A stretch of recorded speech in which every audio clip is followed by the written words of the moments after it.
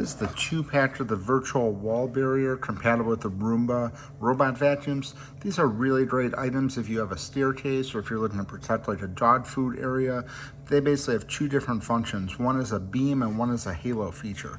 So the beam goes about 10 feet out and it protects, makes a virtual wall so the Roomba robot is not able to cross it. So like if you have a staircase that you don't want it to fall off the edge, you're just gonna put this at the edge right there and it's gonna shoot up to a 10-foot beam. And the other option is the halo, where it'll protect up to a 4-foot round area. So like if you have dog food or somewhere you just don't want the robot to go to, you're just gonna set it up in that aspect. It's 2 AA batteries, and basically when you turn it on here, you're just gonna see these beeps right here.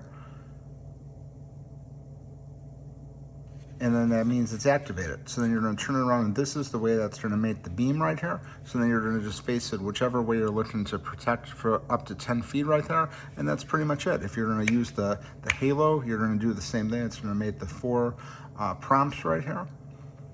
You're gonna turn it around, and now it's ready to work in the halo mode. But these come in a 2-pack. This is the sealed version right here. I'm only using one of them right now. I'm just gonna save this other one. I'm gonna be using this at the end of a staircase right here because this new robot, he keeps going off the edge right there. So this is gonna do exactly what I needed to do to make sure he doesn't go off the stairs. And it's just a really great addition to the Roomba vacuum. So it comes with some easy to use instructions right here, pretty much just what I covered. Easy to use, easy to follow. And then these take 2 AA batteries. They're rated for a long time. I believe it's rated up to like 6 months of continuous use.